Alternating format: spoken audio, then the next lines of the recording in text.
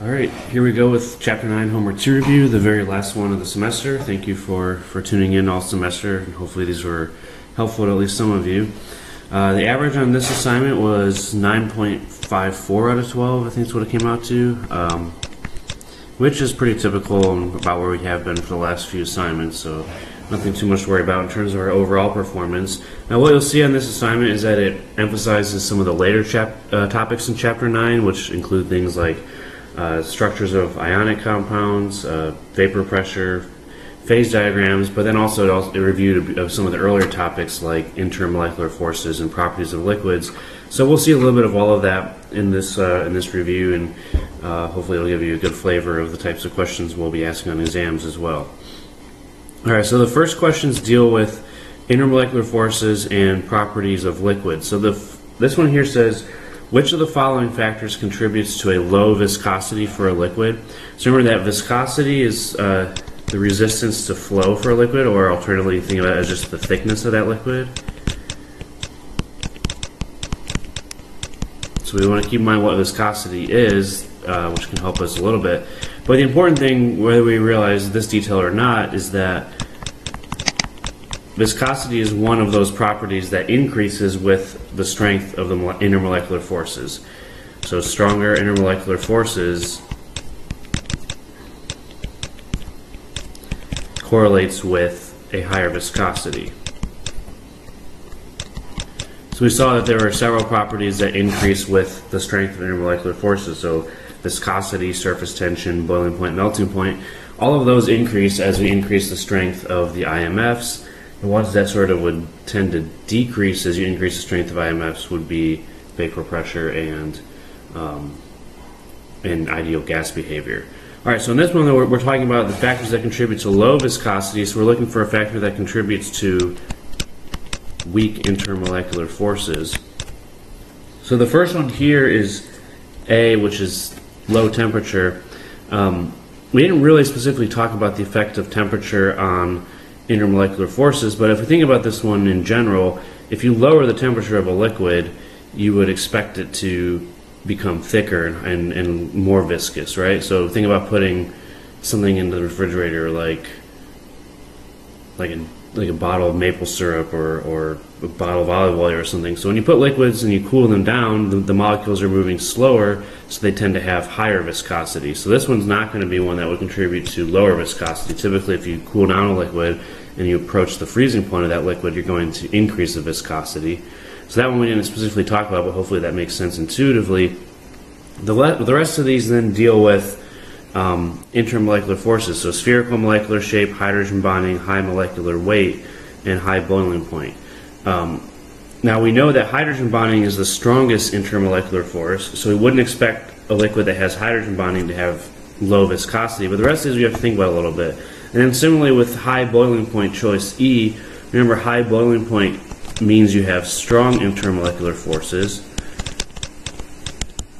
And so typically substances with high boiling points also have high viscosities. Now the last two here we have to think about a little more detail. So choice B and D, these ones deal specifically with the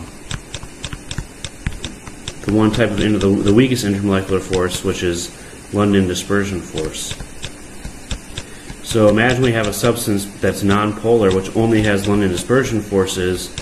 Which of these two, spherical molecular shape or high molecular weight, is going to contribute to the weakening of the IMFs and the lowering of the viscosity? So for choice D, high molecular weight, this is really the one factor that we talked about in class that results in stronger London dispersion forces. So if we have a higher molecular weight in a substance, we would expect that to mean stronger London dispersion forces, which then would make the viscosity higher. So typically, liquids with higher molecular weights have higher viscosities, all else being equal. So we can eliminate this one, and then the one that ended up being the answer, and I could understand some of the confusion here because I didn't specifically talk about this in class. The one we would pick is spherical molecular shape. Now what exactly does that mean, and why does that contribute to low viscosity? So when we're talking about London dispersion forces, the other factor besides molecular weight that contributes is the molecular shape, because London dispersion forces requires molecules to sort of come in contact with each other and have this sort of surface area of contact through which they can interact. So if you have a elongated molecule or something that's more linear shape, you'd expect that to have stronger intermolecular forces. And the ones that I compared to something that's more spherical. Now, the ones that I always gave in my office, and people ask me about this because this did come up a few times during office hours. If we compare, let's say, two isomers of C9HW2, all right, so these both have the same molecular weight, so from that standpoint, we wouldn't expect the London dispersion forces to be different, but the shapes of the molecules are way different. So if we have the linear form of C9HW2 versus what will be more of a spherical form where you have one carbon in the middle and then 4 CH3s.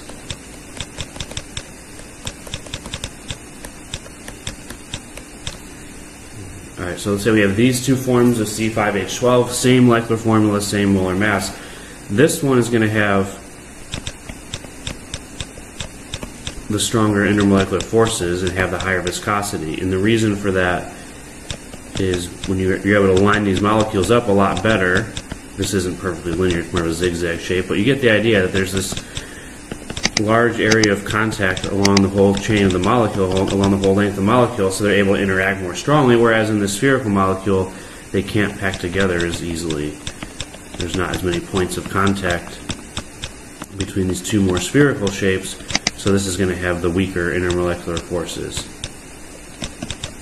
Alright, so the point being, however you want to rationalize this, when you have spherical molecules, they tend to have weaker intermolecular forces, especially in the context of London dispersion forces, if that's the only intermolecular force. So molecules that are more spherical in shape tend to have lower viscosities as a result. Alright, so hopefully that one clears up a little bit. And then let's go to the next one, which also refers to intermolecular forces. So this one we're looking for the highest surface tension. And again, surface tension is one of those properties that depends on intermolecular forces. So if we're looking for highest surface tension, we are in turn looking for the strongest intermolecular forces. So for all these molecules, we need to consider what the strongest intermolecular forces are. And this is not a typo. There were actually, on this homework problem, two answers that were the same, duplicated, so we could probably presume that that's not the correct answer, but anyway, there was a mistake in how this was set up, but that didn't affect the answer overall. So we look at the different compounds here, and we have to figure out what's the strongest intermolecular force that's present in all of these to decide which one of them then would be would have the highest surface tension. So Br2, as we know, is a nonpolar molecule. It's just two of the same atom bonded together. Anytime you have a diatomic molecule with two identical elements, it's going to be nonpolar. So Br2 is nonpolar, meaning that the strongest intermolecular forces is going to be the London forces, or London dispersion. And similarly, C9H18, anything that just has carbon and hydrogen in it is also nonpolar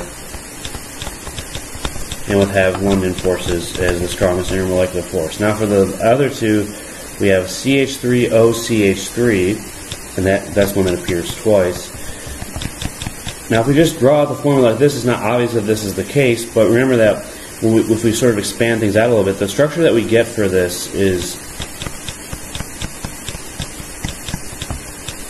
a lot like water, in fact. It's just instead of having hydrogens bonded to oxygen, you have two carbons, which each have 3 hydrogens on them. So this more expanded structure looks like this. It's going to have the 2 lone pairs on oxygen to complete the octet, and so this is AX2E2, and it's going to be a polar molecule. However, we notice that none of the hydrogens are bonded to oxygen. So this one is going to have dipole-dipole forces because it's a polar molecule. But it's not going to have any hydrogen bonding because the hydrogens are not bonded directly to the oxygen. Remember, the requirements for hydrogen bonding is you need to have hydrogen bonded to oxygen, nitrogen, or fluorine. Here, all the hydrogens are bonded to carbon. So while this molecule is polar, it doesn't have hydrogen bonding. However, CH3OH, we can clearly see from the formula this time that there's a hydrogen bond. There's an OH bond, which means that these molecules can hydrogen bond with each other. And so this one's going to exhibit hydrogen bonding as its strongest IMF. And so if we're looking for highest surface tension, we want to pick the one that has the strongest intermolecular force. And there's no ambiguity here that hydrogen bonding is the strongest, and that's the only molecule in this choice that would have hydrogen bonding at all. So that's the answer we would pick there, the one that has the strongest intermolecular forces. All right, now we're going to move on to a couple of questions dealing with the structures of ionic compounds and these different unicells that we learned. So the first one gives us a structural diagram for zinc sulfide. We want to determine the empirical formula and how many empirical formulas are present in one unicell respectively. So the idea being that the empirical formula is the smallest whole number ratio of cations and anions, or metals and nonmetals. And then we also want to know how many of those empirical formulas appear in a single cubic cell, which is depicted here. Now we're given the hint also that the zinc ions, which are in purple, are inside of the unit cell, so that's going to be helpful as well. So the first thing, let's think about the empirical formula, and for this we don't even necessarily have to look at the structure. You know, we've known for a long time how to determine the formulas for ionic compounds, and that comes by looking at the charges of the ions and balancing them. Now I will admit that zinc sulfide is not the most obvious ones, but if we look at the periodic table, zinc is atomic number 30 here, and even though we didn't discuss this in detail, we did learn back in chapter 3 that zinc will exclusively form +2 cations when it forms ionic compounds. So that's one that's certainly helpful to remember, is that zinc is always +2. And then if we look at sulfur, it's in group 6, so it's going to form an anion that has a 2- charge by gaining 2 electrons to reach noble gas configuration. So without even thinking about the structure of the compound, we can see that if we have zinc 2+ and S2-, the formula of the compound is just going to be one of each, Z and S, to balance the charge. So that's your empirical formula, so we can eliminate already three of these choices already if we know that the formula for zinc sulfide is Z and S. Now, even if we didn't know that that was the formula, the second part of this question anyway requires us to count the individual ions. So we'll start with the S2-, because the S2- is in a face-centered cubic arrangement. So we're not told that here, but we should recognize that these yellow spheres occupy the corners of the cube as well as the face centers, the center of each square face. So this is an FCC lattice for S2-, and we know that these ionic compounds typically start with face-centered cubic, or in some cases primitive cubic lattices. And this is what we have here is a face-centered cubic arrangement of sulfur, and if we remember how to count the ions there, we have each corner counts as 1/8, and there's 8 of them, so those are our corner atoms. And then we also have each face occupy, which counts as a half, and there's a total of 6 faces. And so in that we have 4 S2- in this structure. And then if we look at zinc, we're told that zinc ions are inside of the unit cell. These are in tetrahedral holes, as it turns out, if we can recognize what those look like. But the important thing is that they're all inside of the unit cell, meaning they're not shared by neighboring cells, and we count these individually. So there's 1, 2, 3, 4 zincs. Each counts individually, so there's a total of 4 zinc 2+. So this tells us two things. First of all, it confirms that our empirical formula is just Z and S, because we have zinc 4S4, which then reduces down to Z and S.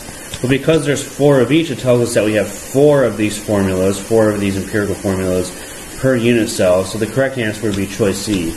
The empirical formula being Z and S, 1 of each, but there's 4 of them per unit cell, so we would say that there's more than 2. And then the next question here deals with another aspect of ionic structure. So here we're talking about lithium chloride, which crystallizes in a face-centered cubic unit cell with chloride ions occupying the lattice points. So that means, again, our Cl- anions are going to occupy the face-centered cubic lattice, and lithium ions occupying octahedral holes. How many chloride ions surround each lithium ion in LiCl? So we're looking for, again, the number of chloride ions that surround lithium, which is in an octahedral hole. And this is essentially asking us, another way of saying this is, what is the coordination number or number of nearest neighbors for lithium?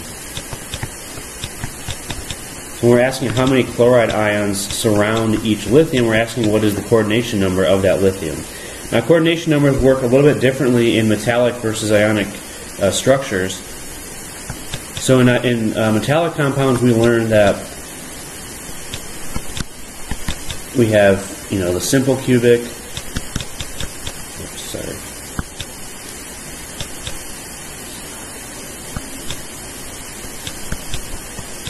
You have simple cubic,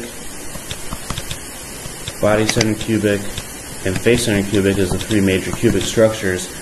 And the number of nearest neighbors in all of these, as we said, it goes from 6 to 8 to 12. Now in a metallic structure, the number of nearest neighbors is the number of that identical metal atom that surround the other one. So in metallic structures, you have identical atoms occupying each position, and this is just the number of those that neighbor each other.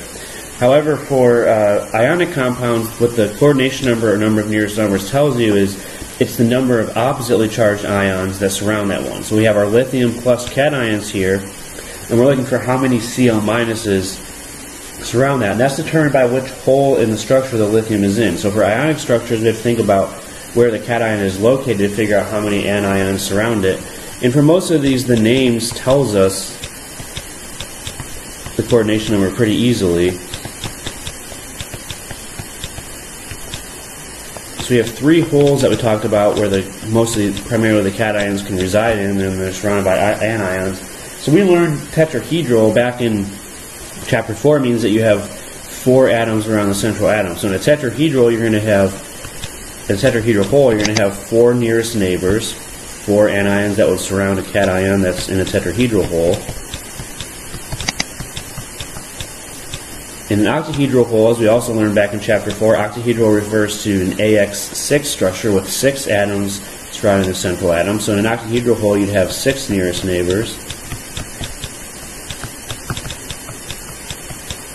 And then the cubic hole, which is the one that's maybe not as obvious, but in a cubic hole, you're at the center of a cube, so you're surrounded by the 8 corners, and then you'd have 8 nearest neighbors in a cubic hole. So the location of the cation, depending on which hole it's in, is going to tell you how many nearest neighbor anions it has.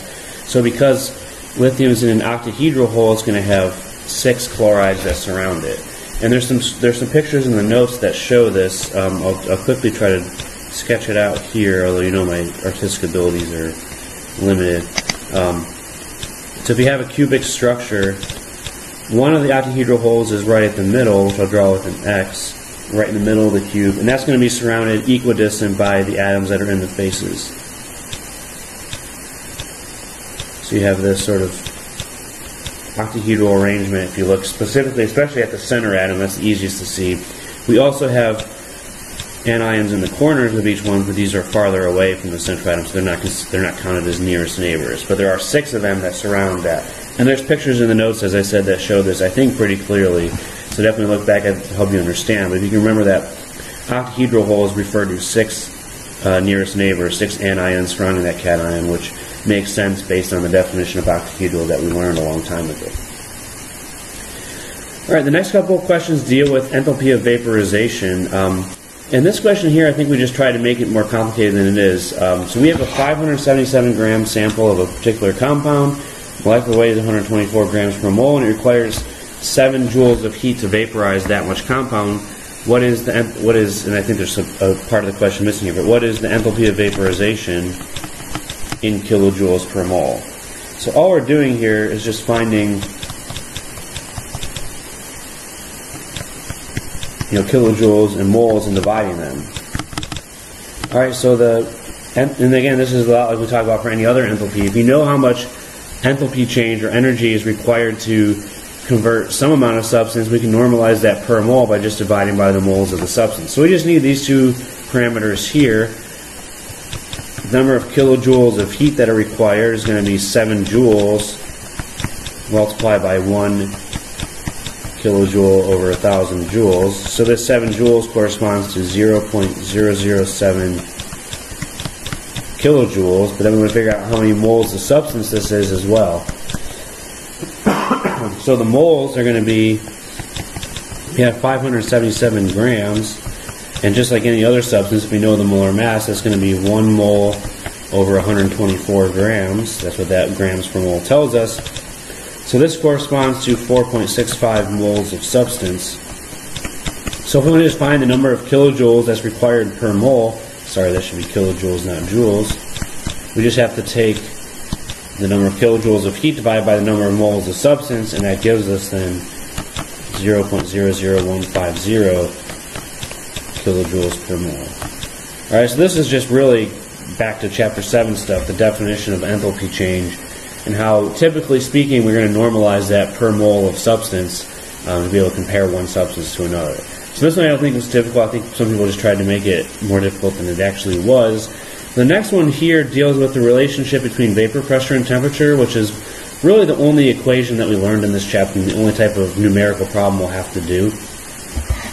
So we have, compound Freon 113 has an enthalpy of vaporization of 27 kilojoules per mole and a normal boiling point of 48 degrees Celsius. What is the vapor pressure at 22 degrees Celsius?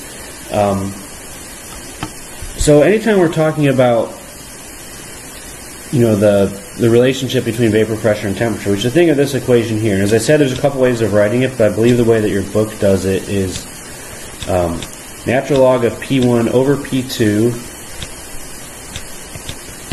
is equal to delta H of vaporization, enthalpy of vaporization, divided by R times 1 over T2 minus 1 over T1. So we have to make sure we put things in the right order in this equation. That's perhaps part of the challenge, is remembering how the equation works. But essentially what we think about is what we're given here and what we're looking for. So we're told that we have the enthalpy of vaporization, so that number is given to us directly, which it should be. And we're told that it has a normal boiling point of 48 degrees Celsius. So if we call 48 degrees Celsius, which is equivalent to 321 Kelvin, we're going to call that T1. That means the initial pressure, P1, the vapor pressure at that temperature. Because 48 degrees Celsius is the normal boiling point, that means the vapor pressure at that temperature equals exactly 1 atmosphere. So remember, the definition of normal boiling point is it's the temperature at which the vapor pressure equals 1 atmosphere. So if the normal boiling point is 48 degrees Celsius, that means at that temperature the vapor pressure is 1 atmosphere. The second temperature that we're considering is 22.0 Celsius, which is equivalent to 295 Kelvin. That's going to be our T2, and what we're looking for then is our unknown is P2.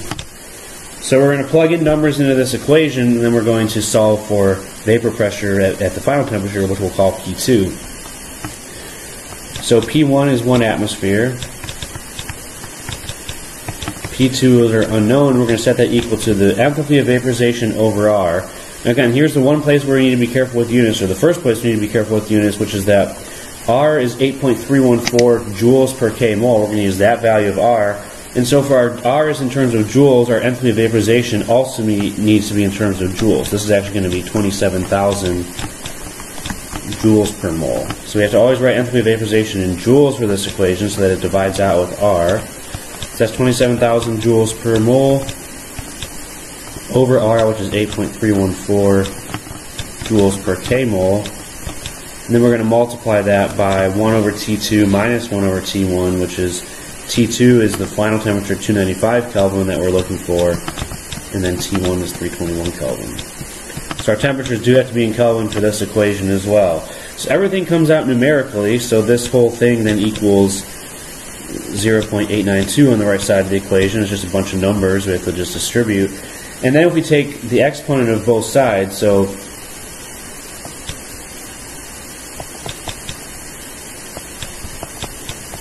exponent of the natural log of 1 over P2 equals, or e to raised to that power is maybe a better way to say it. Let me write it that way since it's confusing. So e raised to that power is equal to e raised to the 0.892 power. So if we want to get rid of the natural log, we just take the exponent of both sides. And so what that means is that 1 over P2, 1 atmosphere over P2, is equal to e raised to the 0.892 power, which is 2.44. Which means then when we finally solve for P2, we're going to get 0.410 atmospheres. Now, I think this was a multiple choice question, so that's the answer you would pick. But just make sure that we familiarize ourselves with the algebra, which is a little bit different for these types of problems, as well as the different functions in our calculator that are necessary to do this. We have to use natural logs in some cases, or exponents, or some combination of those two to solve these algebraically. Now, another thing that's helpful in these types of problems is, again, make sure that your answer is reasonable. So we know that our initial temperature was 48 degrees Celsius. At that temperature, vapor pressure was 1 atmosphere.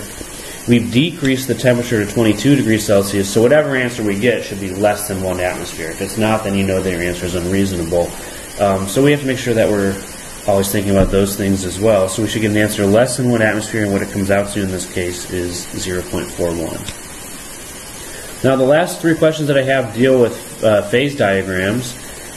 So we're looking at, again, these diagrams that show the different phases of matter with respect to temperature and pressure. And so here we have a phase diagram for some compound Y. How will the melting point of Y change with increased pressure? So the first thing we need to do is we need to label the parts of the diagram. So all the way to the left is going to be solid. So in this region of the diagram, at this temperature and pressure, the substance exists as a solid. The liquid is the one that's right in the middle. And then at the highest temperature and lowest pressure is when you have gas. Now melting point, we're asked about the melting point. And so remember that melting point is given by the transition between solid to liquid. And so if we're asked about the melting point, what we want is this line here that's the borderline between the solid and liquid phases.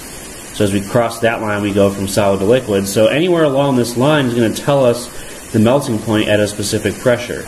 So if pressure is increasing going top to bottom, and this line has a positive slope, as we increase the pressure to stay on this line, we have to also increase the temperature. So when the pressure goes up, the melting point of the substance will also increase, because as we go again along this line here between the solid and the liquid phases, every time we increase the pressure to stay on this line, we have to also increase the temperature. So at 1 atmosphere, we see that our melting point is right around 20 degrees Celsius. But once we get up to this higher pressure over here at the end of the solid liquid line, our melting point has gone up close to 40 degrees as we extrapolate down to the x-axis. So our melting point increases with pressure. It's not always going to increase with pressure. That depends on the slope of the solid liquid line, which can be positive or negative. But if it has a positive slope like this, that means the temperature will increase as the pressure increases, or vice versa.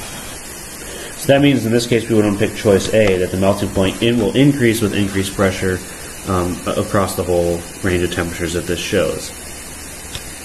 The next question here, we're talking about a different phase diagram. So we're going here, we're going from point D to C, and so we're just asking whether this requires an increase or decrease in temperature and pressure. So we're starting here, we're going here. So we see that to go here, we have to go down on the y-axis. So we're going to decrease the pressure.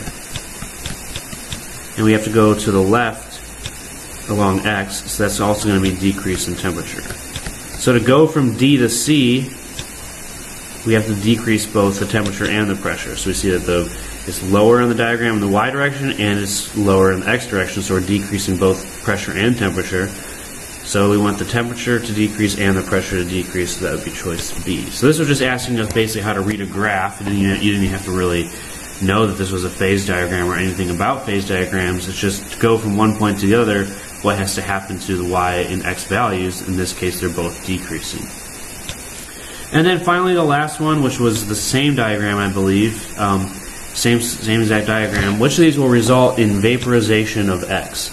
So we have the same phase diagram. We're asking which of these processes moving between the different points in the diagram will result in vaporization. Now remember that vaporization, that phase change refers to going from liquid to gas. So what we want is a process where we start in the liquid part of the diagram, or start on the borderline between liquid and gas, and end up in the gas part of the diagram. So again, labeling the diagram, solid all the way on the left, liquid in the middle, gas down here in the lower right. We have to figure out which of these processes corresponds to vaporization. So that means we have to start with liquid, or it's also possible to start in the borderline between liquid and gas where both are present, and then our endpoint has to be clearly in the gas phase part of the diagram. So the first choice, A, with conditions indicated at point A, well, point A is in the solid part of the diagram, so nothing that we do here is going to result in vaporization, because here we're going from A to H, which would represent solid to liquid. So this would represent a melting process going from solid to liquid, but not vaporization. So that one's not going to be right. For choice B, we're starting at point F here, so we're starting at the borderline between liquid and gas, and we're going to raise the temperature and pressure to H. So here we're going from F to H. We're starting on, again, the the liquid gas line, but we're ending up clearly in the liquid part of the diagram. So this would result in condensation, going from a mixture of liquid and vapor to just pure liquid. So that process represents condensation, so that's not the right one. Here in choice C, we're starting at H, so we're starting at the liquid part of the diagram, and we're going to change the temperature and pressure until we go to point A. So here we're going from H to A. This is liquid to solid. We call that process freezing. So that's not the right one either.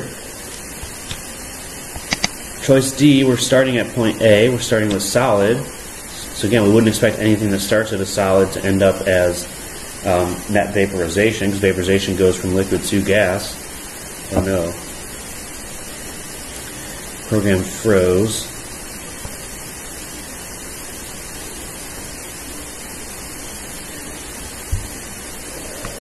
We're back. I sort of forgot where I left off as I recovered this, so let's just go through. We went through choices A and B. I think we had already finished C and D, but let's just rehash those as well. So for choice C, we're starting at H and going to A. So we're going from liquid to solid. So as we said, that's going to be freezing. And then in choice D, we're going from A. We're going to lower the pressure to C.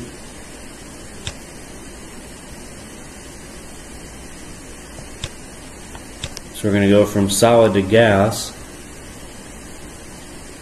and then we're going to, well, this answer doesn't make any sense, but anyway, we're going to just, I think what it's telling us to do here, even though it's kind of confusing, is for this one, we're going to lower the pressure, so we're going to go from solid to gas, and then we're going to increase the temperature over to there. But anyway, the net change here is solid to gas, which we would call sublimation. So that's clearly not vaporization. And then the last one, which hopefully is our right answer because all the rest of these aren't working out for us, conditions indicated at point H, so here we're in the liquid part of the diagram, change the temperature and pressure until the substance reaches point C. So here we're clearly going from liquid to gas, so that's a process of vaporization, starting with a liquid, ending up with a gas.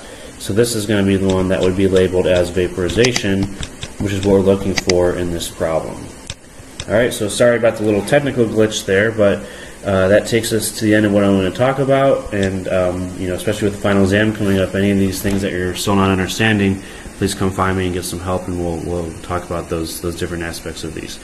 Alright, that takes me to the end of my homework reviews for this semester. I'll see you guys in class one last time today, and hopefully I'll see you sometime after that as well. Alright, have a good one.